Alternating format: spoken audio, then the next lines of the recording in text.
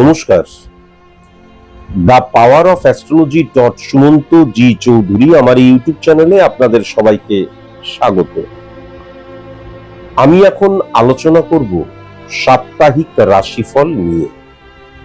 যে রাশিটিকে নিয়ে আমি এখন আলোচনা করব সেই রাশিটি হচ্ছে বৃষ রাশি। আমি যদি খুব ভালো মতন বৃষ রাশির জাতক জাতিকাদের ইনকামের জায়গাটা লক্ষ্য করি, প্রথমত আমি যদি 100 টাকা ইনকাম করি তাহলে দেখা যাচ্ছে আমাকে কিন্তু 500 টাকা ইনকামের মতন পরিশ্রম করতে হচ্ছে। দ্বিতীয়ত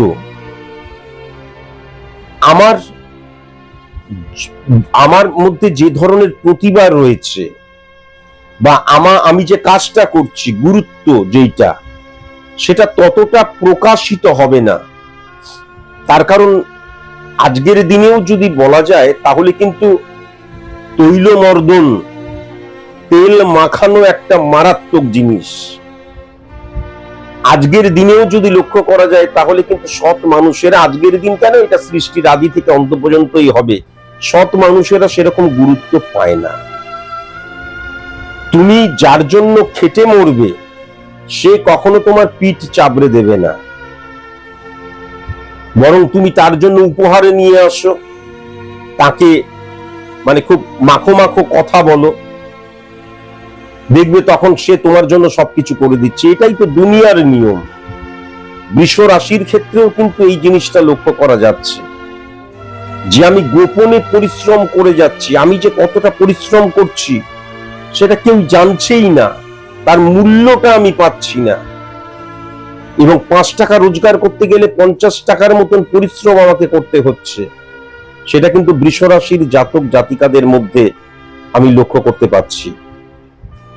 তবে ডেফিনিট ভাবে কিন্তু একটা কথা বলা যায় যে ফ্লাকচুয়েশন থাকবে, প্রতিবন্ধকতা থাকবে, কিন্তু যদি আমি সঠিক পথে চলি, দেখা গেল আমি একটা জায়গায় 10,000, 15,000 বা 30,000 টাকার কাজ করি, এবার আমি সেই কাজটাই করছি, সেখান থেকে ভেঙে বেরিয়ে যেতে পারছি না, বা তার বাইরে এমন কোনো কাজ করছি না যে আমার সোর্স অফ ইনকামটা বাড়বে, তাহলে যতই অপরচুনিটি আসুক 30,000টা কখনো 35,000 হবে না, যদি না আমি টেবিলের নিচ থেকে খাম চালাচালি করি, তাই তো? তাহলে আমার পরিশ্রম এবং আমার সঠিক প্ল্যানিং এবং সোর্স অফ মানে ইনকামটাকে যদি, পথটাকে যদি বাড়ানো যায়, তাহলে যতই ফ্লাকচুয়েশন ক্রিয়েট হোক, যতই আমি মারাত্মক পরিশ্রম করি, আমি কিন্তু ইনকামের জায়গাটা বৃদ্ধি লক্ষ্য করতে পারছি। বৃষ রাশির জাতক জাতিকাদের একটা বড় প্রবলেম হয় যে আমি যখন একটা সিকিউর জোনে চলে যাচ্ছি, সেই জোনটা মানে সেই বিজনেস হতে পারে, সেই অর্গানাইজেশন হতে পারে, তার জন্য দেখা গেল দিনরাত এক করে দিলাম, কিন্তু একটিবারের জন্য চিন্তা করি নাই দিনরাত এক করার পরেও কিন্তু আমি মাস গেলে 30,000 টাকা ইনকাম করছি। আমরা কিন্তু ওই যে জোনটা, সেই জোন থেকে বাইরে বেরোতে পারে না। না আমি এই কাজ করবো না, আমি বাইরে চলে গেলাম, এটা তো রিস্কের, আমি কাজটা ছেড়ে দিলাম, আমি বিজনেস করব বা আমি অন্য কোনো কাজের জন্য চেষ্টা করব, বা অনেকের ক্ষেত্রে দেখা যায় যে সেই বয়সটাও থাকে না। কিন্তু এই ক্ষেত্রে যেটা লক্ষ্য করা যাচ্ছে যে শুক্রের অবস্থান পজিটিভ হয়ে গেছে। শুক্র মানে লাক্সারিয়াস লাইফ লিড করা। এখন আম্বানিজির লাক্সারিয়াস লাইফ লিড করার স্যার সুমন্ত জি চৌধুরীর লাক্সারিয়াস লাইফ লিড করা এক নয়। তাহলে আমাদের সাধারণ নিম্ন মধ্যবিত্ত মানুষের লাক্সারিয়াস লাইফ লিড করা মানে আমরা যে সিচুয়েশন ফেস করছি সেটাকে ওভারকাম করা। তাহলে ওভারকাম করার জায়গাটা লক্ষ্য করা যাচ্ছে, এবং বিশেষ করে অর্থনৈতিক জায়গা থেকে কিন্তু বিস্তার লাভ করার জায়গাটাও লক্ষ্য করা যাচ্ছে মেষ রাশির মতোই। কিন্তু তার জন্য তো আমাকে সচেষ্ট হতে হবে। আমি যদি সবসময় সেফ গেম খেলি তাহলে আমি কোনো মতেই কিন্তু আমার যে সোর্স অফ ইনকামটা বা যে ইনকামটা মাস গেলে তার চাইতে বাইরে যেতে পারবো না। বোঝাতে পারলাম? ডেফিনিট ভাবে কিন্তু প্রচুর সুযোগ পাওয়ার জায়গা লক্ষ্য করা যাচ্ছে। এবং বৃষ রাশির জাতক জাতিকারা এমন, বৃষ রাশির জাতক জাতিকাদের মেন্টালিটি এমন, দৃষ্টিভঙ্গি এমন, যদি বলা হয় তোমাকে এই টাকা দেবো, এর জন্য এই পরিশ্রম করতে হবে, পরিশ্রমের জন্য কিন্তু তারা পিছু পা হয় না। এটা কিন্তু লক্ষ্য করা যায়। তাহলে সোর্স অফ ইনকাম বৃদ্ধির জায়গাটা লক্ষ্য করা যাচ্ছে, অপরচুনিটি প্রচুর আসার জায়গাটাও লক্ষ্য করা যাচ্ছে। সেগুলোকে আমি হ্যান্ডেল করতে পারছি তো, নাকি আমি সেফ জোনেই থেকে যাচ্ছি, ও 30,000 আছে ঠিকই আছে চলে যাবে। এটা কিন্তু ভেরি ভেরি ইম্পর্টেন্ট। কিন্তু আমার ইনকাম বৃদ্ধির ক্ষেত্রে বা উপার্জনের ক্ষেত্রে সংযোগ বা লাক ফ্যাক্টর সেরকম ভাবে কিন্তু কাজ করবে না, এটাও কিন্তু পরিষ্কার দেখা যাচ্ছে। আমি যদি পরিশ্রম করি তবেই কিন্তু আমার সো কল্ড সংযোগের দরজা খুলে যাবে, কোনো ভাগ্য আমাকে সেক্ষেত্রে কিন্তু সাপোর্ট করবে না, এটাও কিন্তু লক্ষ্য করা যাচ্ছে। এখন যদি সঞ্চয়ের জায়গাটা খুব ভালো মতন লক্ষ্য করা যায়, বৃষ রাশির জাতক জাতিকাদের টেরিফিক। বৃষ রাশির জাতক জাতিকাদের মেন্টালিটিটা হচ্ছে যে অর্থটা উপার্জন করছিস সেটা যেন মিসইউজ কখনো না হয়ে যায়। কোনো একটা মানুষ যদি একটা টাকা ঠকায় তাহলে সারাদিন বা অন্তত একবেলা বা দুবেলা পর্যন্ত সেইটাকে নিয়ে সে কিন্তু ভাববে, রিয়াকশন রিপারকেশন তার মধ্যে কিন্তু হবে। বৃষ রাশির কিন্তু অর্থের ভ্যালুটা বোঝে। তাহলে সঞ্চয়ের জায়গাটাও কিন্তু আমি যেটা দেখতে পাচ্ছি অত্যন্ত পজিটিভ। এখন প্রবলেম যেটা হচ্ছে, আমার বউ বাচ্চা রয়েছে, 30,000 টাকা মাসে ইনকাম করছি, সঞ্চয় করবোটা কি করে? তাও কিন্তু সে চেষ্টা করবে, এটাও লক্ষ্য করা যাচ্ছে। এখন সার্ভিস হোল্ডারদের ক্ষেত্রে আমি যেটা দেখতে পাচ্ছি, মান সম্মান বৃদ্ধির জায়গা, বা দেখা যাচ্ছে আমি কর্মক্ষেত্রে অপরিহার্য হয়ে উঠছি, আমি না গেলে দেখা যাচ্ছে কর্মটাই হচ্ছে না, এবং আমার কমিউনিকেশনের জায়গাটা টেরিফিক হয়ে রয়েছে। কিন্তু আলটিমেট সার্ভিস হোল্ডারদের ক্ষেত্রে মাস গেলে টাকাটা আর বৃদ্ধি হচ্ছে না, এটা কিন্তু লক্ষ্য করা যাচ্ছে। এবং সবচেয়ে বড় কথা, সার্ভিসের ক্ষেত্রে কিন্তু আইডেন্টিটি ক্রাইসিস মেষ রাশির জাতক জাতিকাদের লক্ষ্য করা যাচ্ছে। কিন্তু সেটা কি ধরনের? ওরা 4 বছর 5 বছরের এক্সপিরিয়েন্স হোল্ডার, ওরা আমাকে শেখাতে আসছে, আমি 15 বছর 20 বছর 30 বছর ধরে কাজ করছি। এই ধরনের আইডেন্টিটি ক্রাইসিসের জায়গাটা কিন্তু বৃদ্ধি পাচ্ছে, এটা কিন্তু আমি লক্ষ্য করতে পারছি। আলটিমেট কিন্তু কর্মক্ষেত্রে কর্ম করার প্রবণতা বৃদ্ধি পাবে। দেখা যাচ্ছে এই মানুষটাকে ভীষণ প্রয়োজন, দায়ী দায়িত্ব দিচ্ছি, বস অর্গানাইজেশন সংস্থা দিচ্ছে, কিন্তু এই মানুষটাকে যে এত দায়ী দায়িত্ব দিচ্ছি, 30,000 টাকা থেকে 40,000 টাকা করে দিই, ভাবছি ভাবছি ভাবছি, এই জায়গাটা কিন্তু মারাত্মকভাবে লক্ষ্য করা যাচ্ছে। এই পুরো আলোচনাটা আমি কিন্তু করছি সার্বিক মত। তার কারণ কি, পশ্চিমবঙ্গে কয়েক লক্ষ বৃষ রাশির জাতক জাতিকা আছেন, তাদের প্রত্যেকের date of birth, time of birth, place of birth আলাদা, সুতরাং জন্ম ছক আলাদা, সুতরাং স্পট ইমপ্লিমেন্টেশন ছক আলাদা, সুতরাং কালপুরুষ ছক আলাদা। সুতরাং স্পেসিফিক ভাবে যদি জানতে হয় তাহলে অবশ্যই কোনো সায়েন্টিফিক অ্যাস্ট্রোলজারের কাছে যাওয়া বাধ্যতামূলক। কিন্তু সর্বপ্রথম জানা প্রয়োজন কোনজন সায়েন্টিফিক অ্যাস্ট্রোলজার। সায়েন্টিফিক অ্যাস্ট্রোলজার তিনি, যিনি কিন্তু জন্মছক দ্বারা কখনো প্রেডিকশন করেন না। জন্মছক এবং স্পট ইমপ্লিমেন্টেশন ছককে ট্যালি করে কিন্তু প্রেডিকশন করেন। কেন স্যার জন্মছককে জন্মছক দ্বারা প্রেডিকশন করা হয় না কেন? তার কারণ আমি একজন অ্যাস্ট্রোলজারের কাছে যখন যাচ্ছি তখন আমার বয়স 20 বছর, 25 বছর, 30 বছর, 40 বছর, 50 বছর। আমি যখন জন্মাচ্ছি তখন গ্রহের যে অবস্থান, সেই গ্রহের অবস্থান দ্বারা ক্যালকুলেট করে যে ছকটি ক্রিয়েট করা হয় তাকে জন্মছক বলা হয়। তাহলে আজ থেকে 25 বছর, 30 বছর, 20 বছর, 40 বছর আগেকার যে প্ল্যানেটরি সিচুয়েশন যার দ্বারা জন্মছক ক্রিয়েট করা হয়েছে, তার দ্বারা 20 বছর, 25 বছর, 30 বছর, 40 বছর পর আজ আমি যখন যাচ্ছি তখন আমার প্রবলেমটা ধরা যাবে, তো প্রবলেমটা ফাইন্ড আউট করা যাবে, প্রবলেমটা শর্ট আউট করা যাবে। এইটুকু বুদ্ধিটা রাখুন, কখনোই করা যাবে না, কখনোই করা যাবে না। তাই জন্যই বারবার ধরে কিন্তু তারা বলেন যে আমরা চেষ্টা করছি, 40% 50% চেষ্টা করছি, বাদ বাকিটা তার উপরে ছেড়ে দিন। ঈশ্বরকে সুবিধাবাদী মানুষ নিজেদের স্বার্থে সবসময় ব্যবহার করে এসছে, করছে, ভবিষ্যতেও করবে। মাথায় রাখার প্রয়োজন আছে, অনেক সময় যখন আমাদের date of birth, time of birth, place of birth নেই, হাতটা এগিয়ে দিন তো। হাত দেখা কখনো অ্যাস্ট্রোলজি সাবজেক্টের মধ্যে পড়ে না, অন্য কোনো সাবজেক্ট হলেও হতে পারে। হাত দেখা কখনো অ্যাস্ট্রোলজি সাবজেক্টের মধ্যে পড়ে না। কেন? তার কারণ হাতের যে রেখা নার্ভের দ্বারা সৃষ্টি হয়, আর অ্যাস্ট্রোলজিক্যাল প্ল্যানেট রিপ্রেজেন্ট করে আমাদের হরমোনকে। তাহলে নার্ভ আর হরমোন দুটো এক জিনিস তো? আপনাদের কি মনে হয় এক জিনিস? কখনোই এক জিনিস নয়। দ্বিতীয়ত, যখন একটা ক্যালকুলেশন করা হয়, এটা তো ম্যাথমেটিক্যাল একটা ব্যাপার, তাহলে সেখানে তো আমার লগ্ন এবং রাশিটা ভেরি ভেরি ইম্পর্টেন্ট।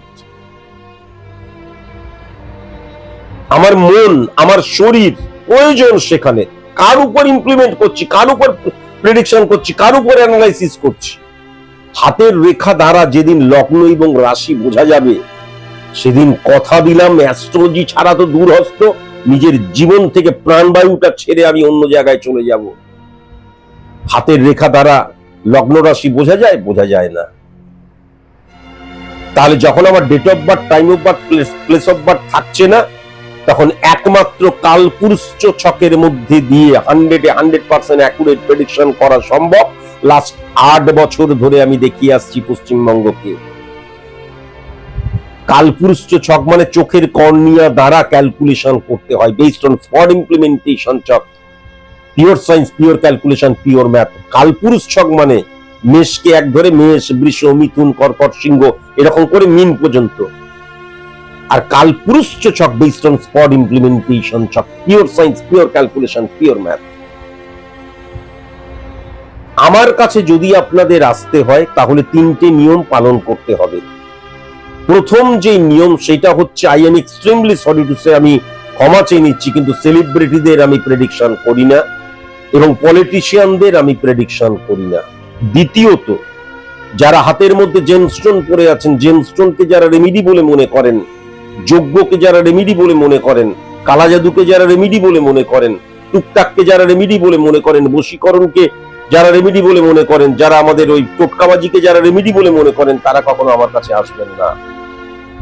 আমার চেম্বারের দরজা আপনাদের জন্য ফর এভারের জন্য ক্লোজ, এটা মাথায় রাখবেন। তৃতীয়, যদি আপনি ভীষণ সিরিয়াস হন তবেই কিন্তু আপনি স্যার সুমন্ত জি চৌধুরীর কাছে আসবেন। কেন? জীবনের সাথে কখনো জীবন যেন কম্প্রোমাইজ না করে, তার কারণ জীবনে রিটেক করার কোনো জায়গা নেই। একজন সায়েন্টিফিক অ্যাস্ট্রোলজার, প্রেডিক্টর, সমাজ সংস্কারক নয়। তিনি আপনার পজিটিভ সাইড নিয়ে বলবেনই না, তিনি আপনার নেগেটিভ সাইড নিয়ে বলবেন। কেন? নেগেটিভ সাইডকে রেকটিফাই করার প্রয়োজন হয়, পজিটিভ সাইডকে রেকটিফাই করার প্রয়োজন হয় না। আপনি আপনার নেগেটিভিটিটা শুনলেন, বাড়ি চলে গেলেন, ও ভাগ্যে যা আছে তাই হবে, তিনি না চাইলে গাছের পাতা পর্যন্ত হেলে না, তাহলে আসবেন না। অহেতুক অর্থ খরচ করতে আসবেন কেন? কখনো আসবেন না অর্থ খরচ করতে। আপনি যদি সেই রূপ সিরিয়াস হন যে আমি আমার নেগেটিভিটিটা শুনলাম, তারপর যুদ্ধকালীন তৎপরতায় বাই হুক বাই ক্রুক, দরকার হলে ঘটি বাটি বিক্রি করে হলেও নেগেটিভিটিটা আমি অফ করব, তবেই আসবেন। আর মনে রাখবেন, বারবার ধরে বলেছি, success is the maximum utilisation of ability that you have. First, second, স্বয়ং ভগবান বলে গেছেন, সৌকর্ম নিন্দতি স্বপ্রভেদ সুচিতা ত্যাজ্যতি প্রাণ পাপিস্তা প্রণপি কৌনি সদৌরিব্য সুচিব সৌভানু সার্বা। কর্ম করতে হবে তোমাকে, তোমাকে কর্মের মধ্যে দিয়েই সবকিছু পেতে হবে। তোমাকে কর্মের উপযোগী আমি কিন্তু করতে পারি, এই সফলতার উপযুক্ত কিন্তু আমি তোমাকে করতে পারি, কিন্তু কর্মটা তোমাকেই করতে হবে। তোমাকে সফল আমি কিন্তু হাতে ধরি খাইয়ে দিতে পারি না কখনো। আমার অনুষ্ঠান ভালো মতন দেখবেন, আমার অনুষ্ঠান ভালো মতন বুঝবেন, আমার অনলাইন প্রেডিকশন শুনবেন, আমার লাইভ প্রেডিকশন শুনবেন, অ্যাস্ট্রোলজিক্যাল আলোচনা শুনবেন। Are extremely sorry to say, আমার বলতে ইচ্ছা করছে না তবুও বলছি, কিছু মনে করবেন না। হঠাৎ করে এখন ইদানিং ফোনে দেখছি বেশি অনেক ফোন করে বলছে আমি তো হিন্দু নই, আমি মুসলিম, সুতরাং স্যার কি আমাকে প্রেডিকশন করবেন, আমার প্রেডিকশন করবেন। একজন ডাক্তারবাবু যখন চিকিৎসা করেন আপনি হিন্দু না মুসলমান দেখেন? একজন উকিল যখন আপনার হয়ে ওকালতি করছে তখন কি তিনি হিন্দু না মুসলমান দেখেন? একজন শিক্ষক যখন আপনাকে শিক্ষাদান করছে তখন কি হিন্দু না মুসলমান দেখেন? তাহলে সায়েন্টিফিক অ্যাস্ট্রোলজি সেই সমস্ত সাবজেক্টের চাইতে কিন্তু মানে এ লেভেলের সাবজেক্ট নয়, নোবেল প্রফেশন বলা হয় রিয়েল যারা অ্যাস্ট্রোলজার। সুতরাং এই সমস্ত বেফালতু কথা বলবেন না। আমার হাজার হাজার লক্ষ লক্ষ মুসলিম স্টুডেন্ট আছে, আপনাদের জন্য মুসলিম হিন্দু এগুলো বলতে হচ্ছে, এই কথাগুলো আমি বলতে চাই না। তারা আমার প্রাণ, তারা আমার সন্তান। সুতরাং এই সমস্ত বেফালতু কথা কখনো বলবেন না। সারা দুনিয়ার মানুষ আমাকে স্যার সুমন্ত জি চৌধুরী বলে চেনেন, জানেন। সারা দুনিয়ার মানুষই আমাকে গড অফ অ্যাস্ট্রোলজি বলে, আমি বলিনি। তাহলে কাকে বলছেন, কিসের জন্য বলছেন, কি কারণের জন্য বলছেন? আমি কারোর দাদা, ভাই, হ্যাঁ, কাকা, জ্যাঠা কেউ কিচ্ছু নই। আমি কেবল স্যার সুমন্ত জি চৌধুরী। আমাকে 5 বছরের একটা ছেলেও স্যার বলে ডাকে। এটা তো প্রমাণিত সত্য। এই চ্যানেলে সেই অনুষ্ঠানগুলো রয়েছে। আবার 80 বছর, 90 বছর, 100 বছরের বৃদ্ধ বিদ্যারাও আমাকে স্যার বলে ডাকেন। আমি কোনো গুরু নই, আমি কোনো বাবাজি নই, আমি কোনো মহারাজজি নই। বৃষ রাশির জাতক জাতিকাদের ক্ষেত্রে যদি বিজনেসের জায়গাটা দেখা যায়, তাহলে বিজনেসের জায়গাটা কিন্তু টেরিফিক হয়ে রয়েছে। কিন্তু বিজনেসের ক্ষেত্রে হঠাৎ করে ফাটকা রিলেটেড জায়গাও লক্ষ্য করা যাচ্ছে। এবং পার্টনারশিপ বিজনেস যদি করা হয় তাহলে আমার কোনো পার্টনার ভুল সিদ্ধান্ত গ্রহণ করে ফেলছে, সেটাও কিন্তু লক্ষ্য করা যাচ্ছে। ঘর ভেরি ভেরি ইম্পর্টেন্ট হয়ে যাচ্ছে। 6-7 কানেকশন রয়েছে এবং 4th কানেকশন, এটা কিন্তু সার্ভিসের ক্ষেত্রেও তাই। আমার ঘরের মধ্যে যদি শান্তি বিরাজ করে তাহলে কিন্তু ডেফিনিট ভাবে আমার প্রফেশনাল জায়গাটায়, আমার বিজনেসের জায়গাটায় কিন্তু আমার পারফরমেন্সটা অনেক পজিটিভ হবে। কাস্টমারদের সাপোর্টের জায়গাটা লক্ষ্য করা যাচ্ছে। বিশেষ করে বৃষ রাশির জাতক জাতিকাদের কমিউনিকেশনের জায়গাটা টেরিফিক। কিন্তু এখানে একটা প্রবলেম আছে। আমি চামড়ার বিজনেস করছি, বা আমি লোহা লক্করের বিজনেস করছি, বা খাদ্য বস্তুর বিজনেস করছি। আমি যে বিজনেসটা করছি সেই বিজনেস আর যারা করছে তারা কিন্তু আমাকে নিয়ে চক্রান্ত করতে পারে, দলভারী করতে পারে, মিথ্যে আরোপ দিতে পারে, আমার প্রোডাক্ট ভ্যালু কিন্তু কমিয়ে দেবার চেষ্টা করতে পারে, আমাকে নিয়ে পিএনপিসি করতে পারে, পরনিন্দা পরচর্চা করতে পারে। এটা লক্ষ্য করা যাচ্ছে। কিন্তু কোনো কিছু করেই কোনো কিছু হবে না। আমি কিন্তু শত্রুতার জায়গাটা বিজনেস ক্ষেত্রে অন্যান্য বিজনেসম্যানের জায়গা থেকেই লক্ষ্য করতে পারছি।